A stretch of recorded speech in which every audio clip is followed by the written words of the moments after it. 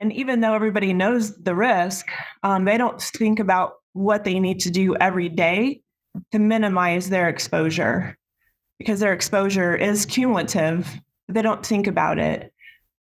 So I do see practices where, the II is up high, or they're doing cine runs when they should do like maybe a fluoro saves. Their table skirts aren't moved down. They're not pulling their shielding down that are ceiling mounted. They're not doing everything they can to protect themselves. You're listening to Parallax from Radcliffe Cardiology in association with makeadent.org. Here is your host, Ankur Kalra, MD.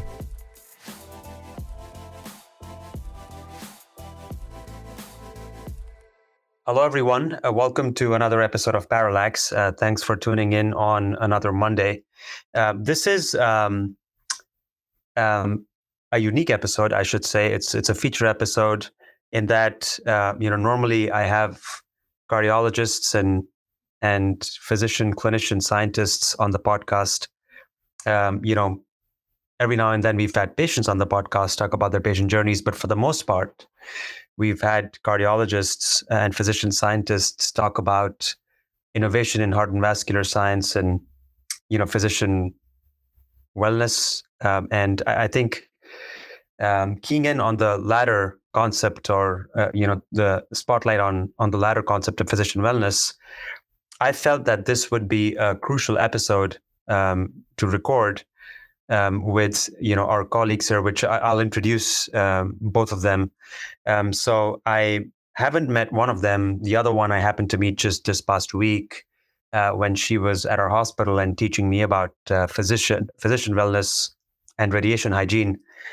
So let me introduce these wonderful guests to the audience at Parallax, because I think this topic is crucial that we understand more about it, that we learn about it, and then we practice accordingly, practice radiation hygiene in our places of work accordingly. So the first guest on the show is Barbara Breininger, who I met last week. Barbara is a certified cardiac radiology technologist. And Barbara, if I've butchered that, you can correct that. She has been a cardiac radiology technologist for the past 26 years and now works for Worldwide Innovation and Technologies. And with her is the company's vice president, Eric, who both feel very passionately about radiation safety and, maybe popularly known, or their product may be popularly known to some of us, if not all of us, as RADPAD technologies. And,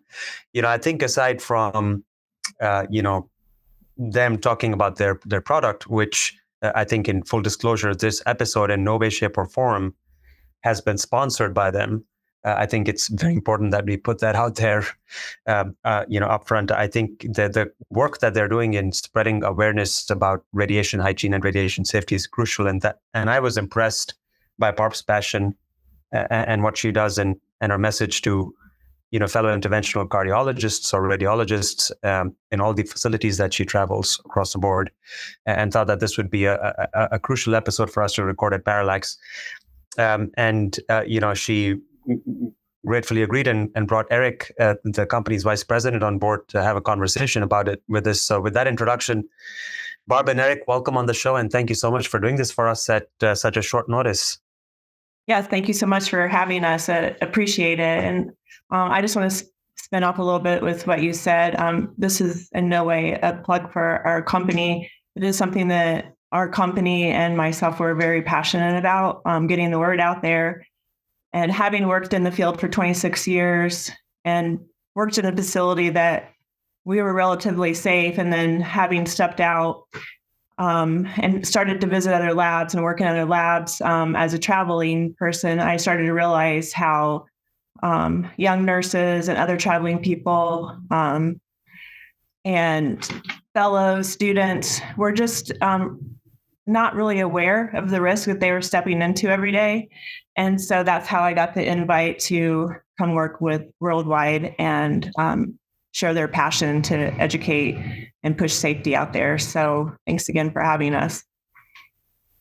Yeah, thanks, Dr. Kalra. I appreciate the opportunity to speak to your esteemed audience. We are lucky to be associated with ORSIF and Health Physics Society and even SCAI, SCAI. So I'm sure some of your listeners will have heard some of our information or at least find some of it very useful.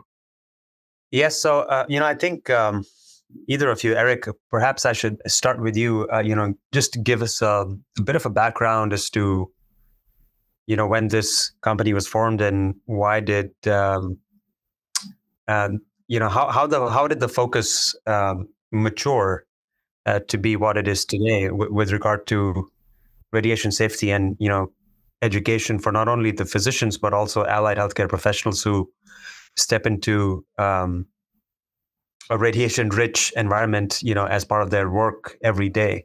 Why don't we start there? Yeah, that's a great question. It's a very interesting story. I've been with the company for almost 15 years, but the company's 25 years old already, and the product was the motivation for the business. There's interventional radiologist, Dr. Bill or Dr. William Orison. He was an Air Force physician. He had two senior physicians retire, and he took over their caseloads. And he learned from the physicist at the facility that in the first quarter of the year, he'd reach his annual allowable dose. And so the physicist at the facility told him he could either stop working or he could take off his badge with a wink. And he knew then already 25 years ago that they needed something to protect themselves. So he kind of started off the mission to protect operators from scatter radiation. And over those last 25 years, you just see procedure volumes increasing and more awareness about safety for operators, nurses, and technologists. That's what we've been doing. We've been trying to spread the message. We speak at conferences and we train. We do CEU accredited trainings in facilities, really to educate people on the equipment they have, the equipment they could use, best practice techniques with the equipment they use, really just to bring their doses down. Yes. So, Barb, this is a question for you because, I think that's where you sort of created the first impression when we met last week. In the facilities that you've visited or toured, I know that the facility where you worked at was, at sort of at the pinnacle for radiation hygiene, and I think all of us should emulate them. In your new role, when you've toured places and hospitals and facilities, which are not as savvy with radiation hygiene, what are some of the first impressions that you've garnered? Just sometimes maybe apathetic to it. They know the risk when they step into the room, but and I feel like I can speak personally about this. I went to school 26 years ago for this. And you learn your basic principles, your time, distance, and shielding, and ALARA. And, you put your light on when you go in the room and you try to be as safe as what you can, no matter what you're doing, but you still have to do your job. And so I think that when you have people in training, your fellows and your residents and medical students, they're kind of just thrown an apron sometimes, and you're going into radiation. And even though everybody knows the risk, they don't think about what they need to do every day to minimize their exposure, because their exposure is cumulative. They don't think about it. So I do see practices where, the II is up high, or they're doing cine runs when they should do like maybe a fluoro saves. Their table skirts aren't moved down. They're not pulling their shielding down that are ceiling mounted. They're not doing everything they can to protect themselves or people in the room. So you have nurses that are circulating. Your nurses they don't go to X-ray school. They don't really learn about radiation. And so a lot of the nurses that I talk to and who are, a lot younger than me, they tell me, thank you for coming in. They're like, I've worked here a couple of years and nobody's ever talked to me about radiation. And I didn't realize what my risks were when I walked into the room. And so every time I go to a lab, I'm getting thanked for helping raise the awareness. And I try to tell everybody, because sometimes they will be, well, the doctor doesn't always want a shield down, or he doesn't pull his shield down, or he doesn't care if the table skirt's down. Or then the doctor will say to me, well, the nurse or the tech didn't pull the shield for me, or they didn't do this for me. So I don't think it's just one person's responsibility in the room. It's a collective effort. It's a collaboration of everybody in the room. And facility that, I worked at for my 26 years, it was a collective effort from everybody in the room. And it worked. It works for us. It didn't slow us down. It was just part of who we were. And so stepping out into the world, I worked with a lot of fellows, and I get a lot of thank you because they just thought, they stepped into the case for the day and then they went home at night and the next day started all over again. But they don't really realize that what they're exposing themselves to is cumulative. Yes, no, I think this is sort of crucial to drive home, for the audience. I know we love interventional cardiology, and now there's cardiac imaging and there's interventional echocardiography for our colleagues who are imagers who work in collaboration with interventional cardiologists on complex structural heart interventions. I think this is a key point to drive home, that ergonomics and radiation hygiene is crucial. And I think right off the bat, some of the take home points that you mentioned is do you have your shield down? Is the skirt down? What is the distance between the patient's body and the flat panel detector? Because your source is underneath the table. Are you coning enough? Are you cognizant of how frequently you are on the pedal versus off the pedal? I think those are some of the, right off the bat, just key points to be cognizant about, or cognizant, even for others who are in the lab with you. I think what you showed me, when we were, having coffee together was on your iPad, you pulled out a schema where I could just play with positioning of the RADPAD and see what the scatter is. This may be a question for both you and Eric. One, first off, congratulations on coming up with that schema, because I think it's pretty cool. It sort of just literally nails the concept in the head. And, certainly an image is worth 1,000 words, or a video is worth 1,000 words, which just shows you beautifully how much scatter there is. So congratulations on coming up with that. And then how do we disseminate that tool? My second sort of maybe a question or a comment here is, because it was very impressionable to me as an operator who sort of works in the cath lab every day. It was very impressionable to me. And I wondered if there is a mechanism to disseminate this widely amongst all operators and, fellows in training and everyone else who's interfacing with the cath labs, or, even in, other suites within hospitals, which use radiation. Yeah, that's a really good idea. We've experimented with deploying it to different facilities for periods of time of training. We have probably 50 sales reps and support reps around the country that carry this on their this app on their device, and so they're doing the training in the labs. But yeah, we could certainly look at certain rollouts of certain facilities. Good idea. Yeah, when I go to facilities, Dr. Kalra, they always love that app because it kind of allows them to see, and I can show them where they're in the shade zone and where they're not. In addition to that, we also offer to run a dosimeter in their cases so that we can show what their radiation scatter reduction is coming at them. And a lot of physicians also like to see that because, again, the risk is invisible. And so when we actually show them, then then it kind of rings in a little bit. And so we do have a lot of facilities that ask if they can get that application. And they do thank me, again, quite frequently when I'm there for talking to them about it, because I can talk to them at their level because I have worked in it for so long. I run into people who have done it as long as I have, and they're like, I've been in it so long, it doesn't really matter. And I'm like, yeah, I've stood in it half of my life as well. But every day that I step into the lab, every day that I scrub a case, I won't scrub it without proper shielding.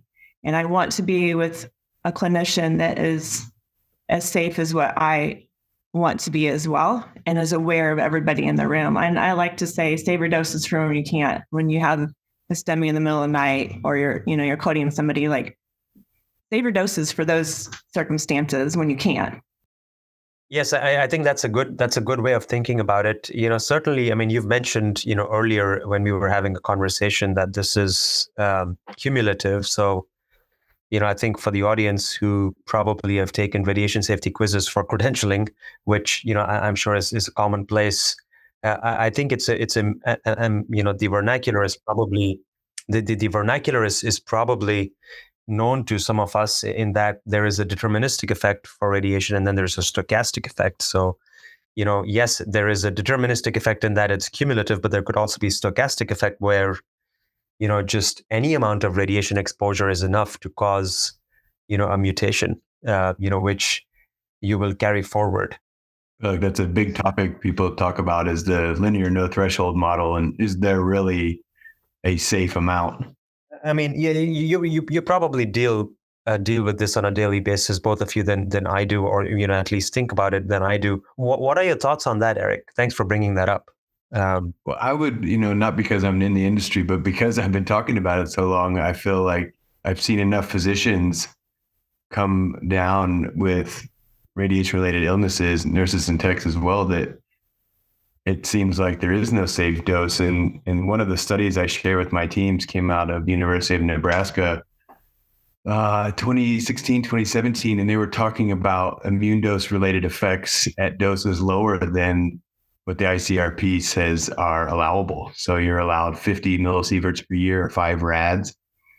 And they were finding that there were significant changes in the immune system of people exposed to radiation at a quarter of that dose, 15 millisieverts. So, I mean, people always talk about the one word risk related to radiation exposure, and it's cancer. And they always talk about cancer this, cancer that. And the reality is it's probably not going to get cancer, but there's a whole bunch of other things that can happen with chronic low dose radiation exposure, like immunosuppression, vascular aging, mental health decline, cognitive dysfunction, that they're not going to kill you, but they're going to make life pretty miserable.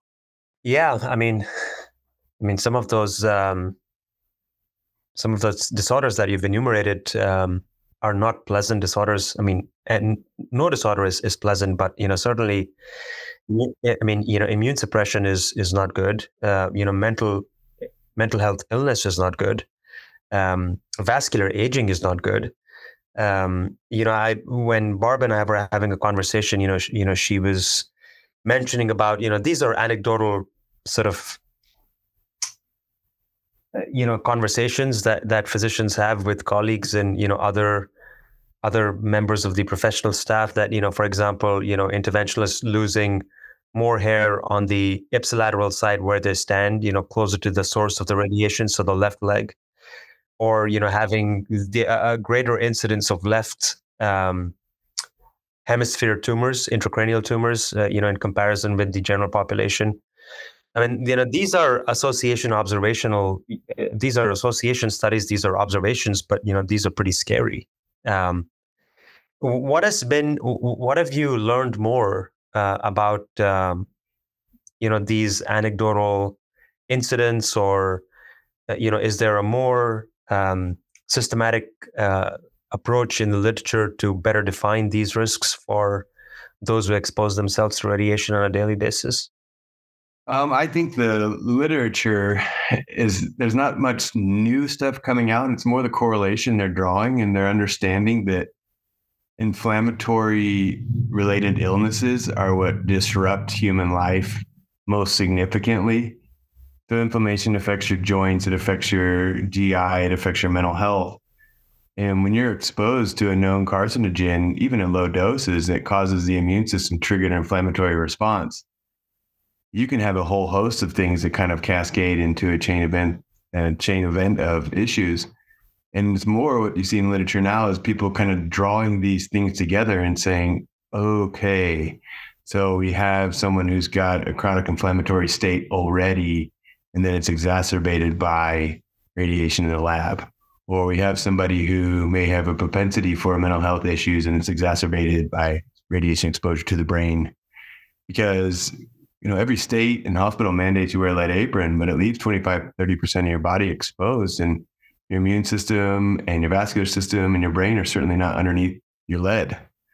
It's all over your body. And so you have migrated radiated DNA radiated DNA that migrates through the body and manifests as other illnesses. And you're only now seeing stuff after 65 odd years in interventional medicine, where people are starting to connect the dots and say, okay, there's a little bit of correlation here. We need to step it up and start reducing this chronic low dose radiation we get in the hospital.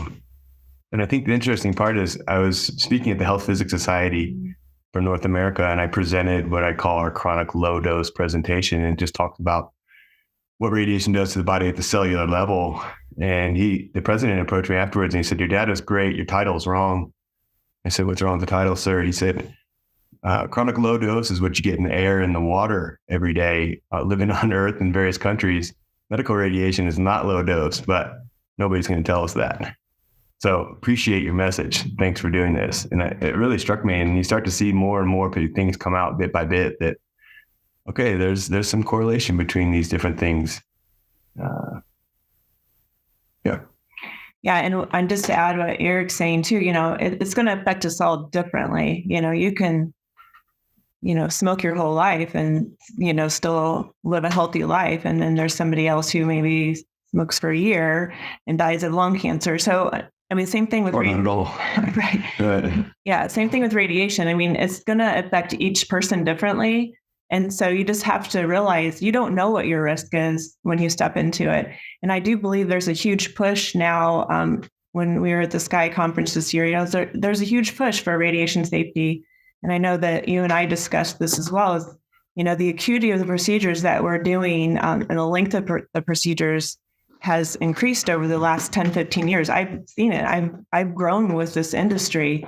And so, what happens to us today, we might not see the result of it in 8 or 10 years from now. But because of what's the growth of this profession, 10, 15 years ago, now all of a sudden, everywhere that I go, I'll talk to a physician about, hey, 86% of brain tumors occur on the left side of the brain in cardiology. And they'll say, yeah, I have 2 partners that have brain tumors, or I have a partner that has neuropathy in his hands, or I have a partner that's had a stroke or hair loss on the left side of the leg. And interventional radiologist I was just talking to a couple of weeks ago, and, they stand on either side of the table because their procedures, they have to stand on each side of the table. He has hair loss on both sides of his legs.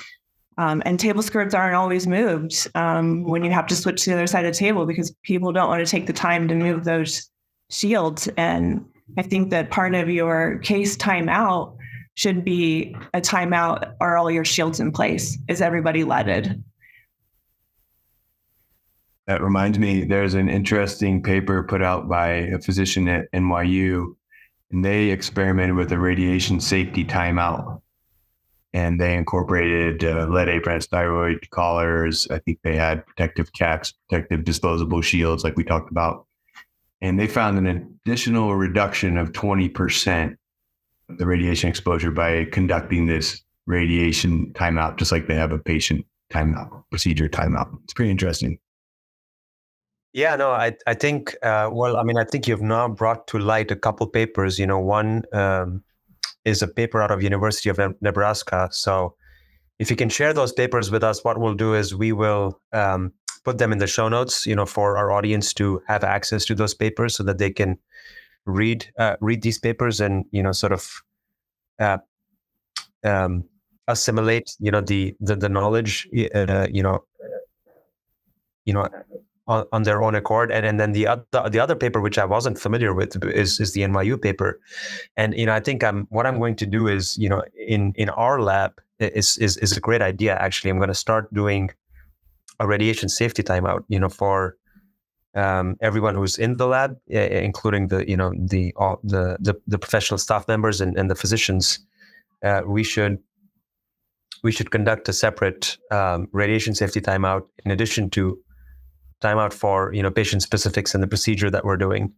I think that's fantastic. And any reduction, it sounds like 20% is a great amount of reduction. Documented on dosimetry, but I think any percentage reduction in your exposure is a win for everyone. So thanks for bringing both those studies to light for us. I want to get into the specifics for the RADPAD, because I thought that those were interesting to me. I mean, what Barb shared was the constituent of the pad itself is bismuth and antimony, which I think is different compared with some of the other products in the market. You're probably more knowledgeable about this than I am, but you want to explain what the benefits are for that alloy or for that combination, for lack of a better word? Now the secret sauce is out of the bag, Dr. Kalra. We use a combination of heavy metals. We've experimented over the last 25 years with tungsten and barium, bismuth and antimony. We don't use lead, but you have metals like bismuth that has atomic number just one off of lead.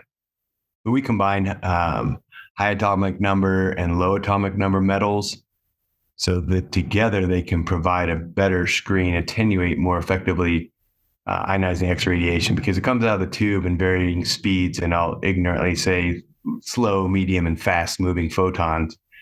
And depending what fluoroscopy mode you have, whether it's fluoroscopy, Cine, or DSA, the volume of those photons is changing and varying. So by having multiple metals of varying atomic numbers, we can better attenuate and fill the gaps than if you just had a single metal. And there's a lot of metals out there that can attenuate radiation. Tin, for example, can do the job as well. It's got a low atomic number, but it burns quickly, so it's not very effective during high dose or high kVp imaging.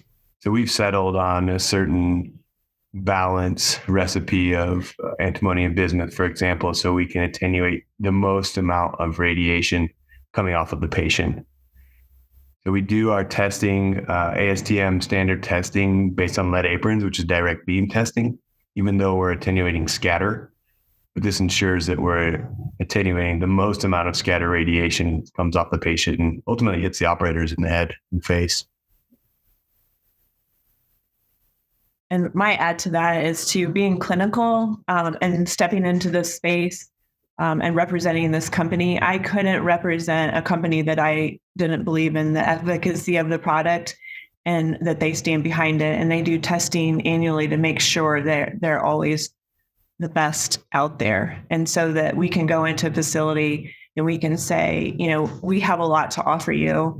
We can come into your room and we can maybe pick out things that maybe you missed in a radiation safety timeout. Maybe your table skirt's on the table, but it's not down where it's supposed to be. So we offer that. We offer the education to that, but then we also offer best product on the market that we're passionate about. Yeah. So I think, consider this as an open invitation from me, whenever you're in our neck of the woods again, to sort of come and scrub on cases to see where we can improve on our radiation hygiene, as you do with other facilities. What are some of the lessons that you've learned? I'm going to ask this to both of you. I'm going to start with Eric. You've been with the company now for the past 15 years. So from a manufacturer perspective or from the perspective of the industry, how do you think this space has evolved, Eric, over the past 15 years? I'm going to start with that question first. And then I'm going to replicate this question, but I'm going to change the vernacular a little bit for Barb, because I know she's been on the clinical side. But I'm going to start with you first, Eric. That's a great question. 15 years ago, I came in when the company was very small and they were trying to educate. Dr. Orson was still alive and he was trying to promote the message. And really, I was standing in the labs with the rad techs saying, okay, guys, what are we working on here? What are we doing? What are we learning? And really learning about procedures from, experts like Bart. And nobody knew what RADPAD was. Nobody knew what radiation really did to them. They thought, oh yeah, just whatever. I can't see it, hear it, or smell it. And the quote continues, the lack of such stimuli makes it even that much more dangerous. And that was the reality. People just didn't get it. Barb mentioned it earlier. And now 15 years later, we are doing continuing medical credit or continuing education unit credit trainings, and people are just starting to get it. And I still have, we're supporting 1,500 hospitals in the US alone. And I still have people saying, I've never heard of this. I haven't seen this. Thanks for telling us this. So it's kind of been this bricklaying process, brick by brick, every day, every year, repeating to people saying, this is not good for you. I know you can't see it, but it's here. Let's show you how to protect yourself from it. And, of course, we want to move product, but we really want people to do better and get better.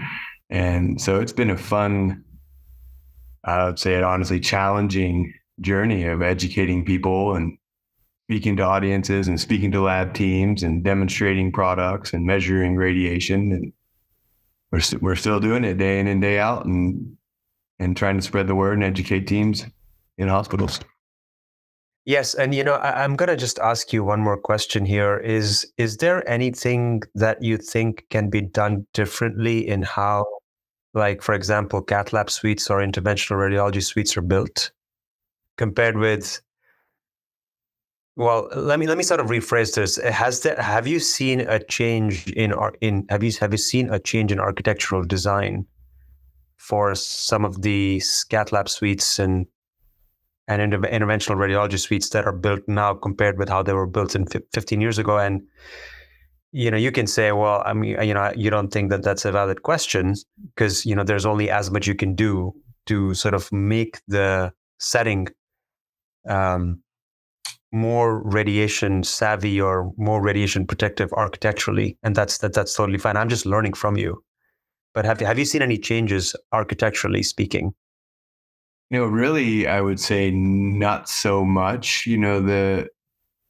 So many labs pop up and go down, and the new labs are built, and they have an interim room where they have a C-arm and a tiny temporary room, and they may not have had the original setup where they've got a red line that shows everybody what 3 meters away from the source looks like. So I've kind of seen it all.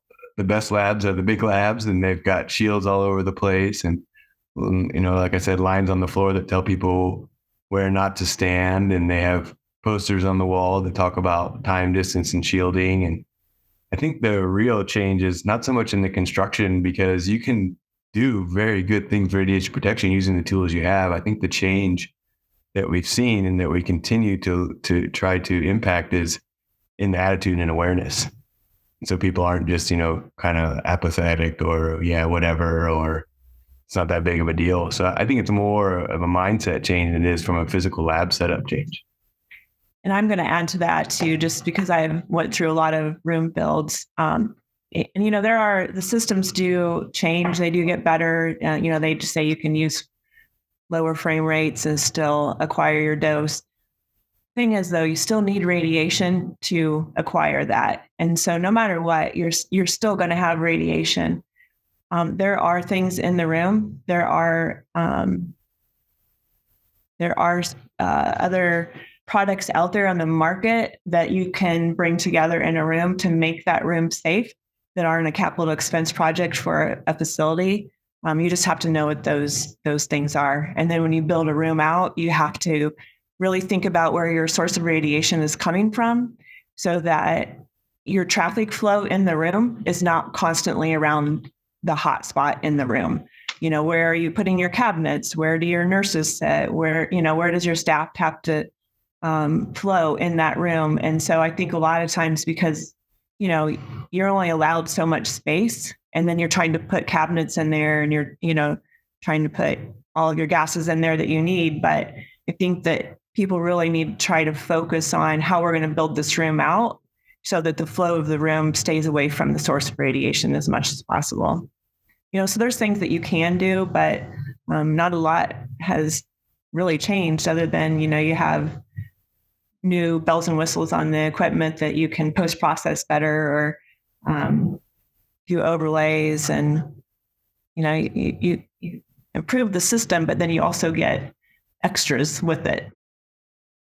Yes, and Barb, so the same question to you in the 26 years that you've worked, and now you're on the other side with industry, but sort of putting on your clinical hat.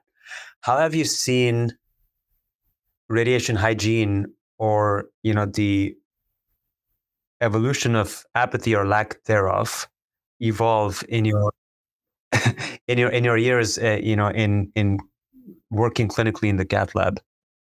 And that's a great question. And again, the lab where I come from, we are the cath lab where I work. We're very safe, and it's a collective effort, and everybody is on board with it every day when they walk in. So whether we have, a new cardiologist that comes into the space, a new nurse, traveling nurse, an RT, whoever's coming into our space, everybody is alerted to what their doses are, who's creating the most radiation, if they're not being safe. And if it is a new cardiologist, our senior cardiologist will take that person and they'll say, these are the things that we do to be safe in the lab.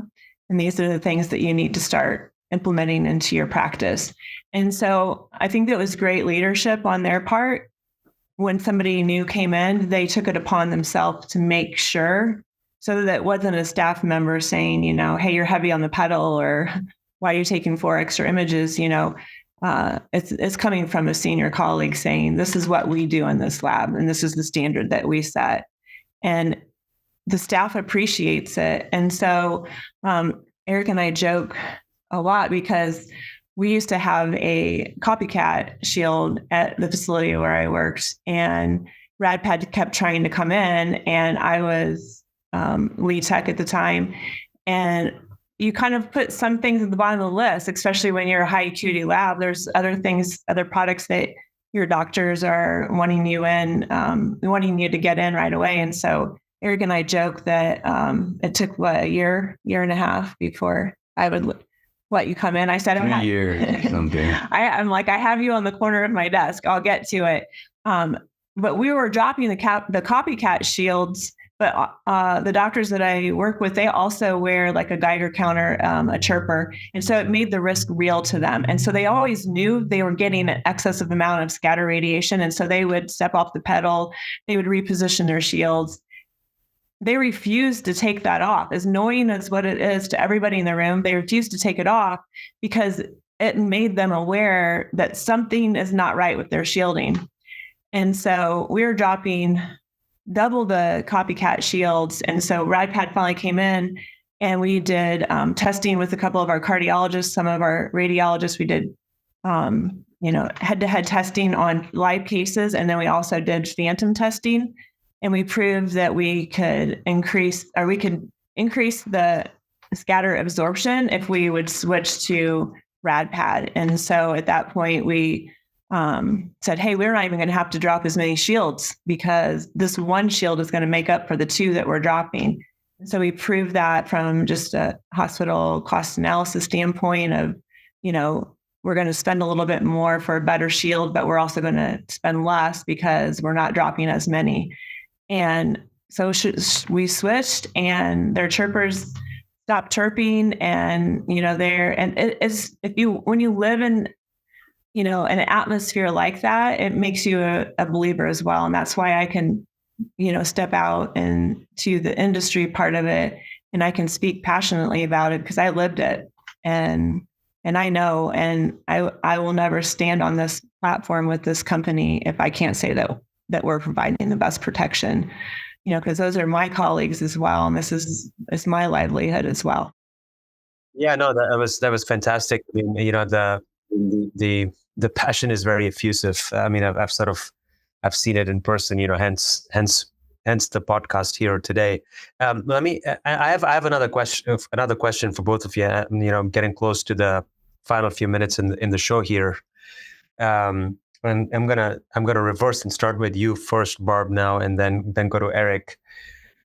What is one thing? I mean, I'm sure there are many things that you would still want to see change. What is one thing which you would want to see change immediately, like imminently, in the field? I mean, in what you see, what is sort of one aspect in this sphere of radiation hygiene, radiation protection, what is one thing you would like to see change imminently? Oh gosh, that if you give me enough time, I could probably think of a whole list of things. But the first thing that comes to my mind is honestly the attitude of everybody in the lab. And somebody has to take the direction and say, this is important, and this is what we're going to do. And also, I feel like administrators need to back that because a lot of administrators that don't work in those areas, they don't really understand the risk either that we're standing in. So this is a value add to any facility to make sure that your staff is safe. And so I really, it's kind of disheartening when I go into a facility and I meet a physician and he's like I just met one last week, and he said to me that he only will use RADPAD if the BMI is over a certain amount. And so I was like, we were still getting scatter. And he was like, no, I only need it if the BMI is like over 40. And to me, that I couldn't even have a conversation with him because that was like his mindset that he was only going to use it on high BMI patients. And so the number one that can come to mind would just be attitude of everybody. And that just to be a little bit more aware. Yeah, no, that's crucial. I think it all starts with attitude. I mean, it all starts with humility, that there's a lot that we do not know, and that there's someone else who sort of deals with this day in and day out. That's their field of work. And that if they're sharing what they know, which is more than you, then you need to listen and pay attention. So I couldn't agree more with you that attitude is paramount and is what is required to make any change anywhere in any sphere of life. Let alone, in a high acuity, complex procedural field like interventional cardiology. Eric, what is one thing you would like to see change imminently? I think it would be great if there was some kind of standardization mandate like they have for lead aprons for disposable shielding, of course, because I think protection of operators' heads and extremities is critical for good health. But I think it starts before that. When we were at the SCAI meeting, we were in the cath lab safety committee meeting. We were lucky to be invited to that, and we were talking, do we need papers, do we need mandates, do we need more devices? And I just said, I think we need more education. I think hospitals need to prioritize education on radiation safety and have people like Barb come in and share their experience and their knowledge, and really just speak peer to peer about, I know what you go through, I know what you can and can't do, and this is the best way to keep yourself safe. Tips 1 through 10 and so forth. So I think education would be the most massive impact. Excellent. Well, in part, this is what that effort is about spreading the message and educating our colleagues. Parallax is listened to, downloaded in over 60 countries. Maybe it's over 70 now. We're fortunate to have a global audience.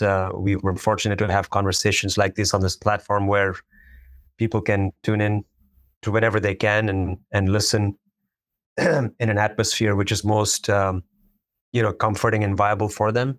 And I really hope that the conversation that we've had today serves as a catalyst for each one of them to go back to their respective cath labs and sort of rekindle this conversation around radiation hygiene in their workplaces or their workspaces. And I'm more than happy to collaborate with both of you in any way, shape, or form in whatever we can do at Parallax to spread the message. Any closing remarks for us at Parallax? Any closing remarks for the show? I would just say what an honor, and we're so appreciative that we get just a minute with your audience just to share our passion and our mission to keep those that keep us healthy, keep them safe. So I just appreciate the time, and appreciate your candidness with your questions and letting us talk. So just really thankful. I know that the pleasure is all mine. It's been great to have both of you, share your expertise and knowledge and passion and the importance, quite frankly, of why this is crucial for ourselves and the professional staff that we work with, and for patients, for everyone involved. I think if we can harmonize all the players in the mix and be advocates for better radiation hygiene, I think it's a win for all. So thanks again, Barb and Eric, for your time this evening. And to the audience who have tuned in to listen, do share your feedback with us. We take it very seriously. Do write to us. So, you can email me directly or share your comments on SoundCloud, Spotify, or Apple Podcasts, or any other podcast platform that you use to listen to us. Until other Monday, thank you very much. We hope you enjoyed today's podcast, produced by Radcliffe Cardiology in association with makeadent.org. We aim to bring you a new angle of all things cardiology every second week. Review us on your favourite podcast app, or send your comments or questions to podcast@radcliffe-group.com. To view the series, head to radcliffecardiology.com/podcasts/Parallax. Thanks for listening.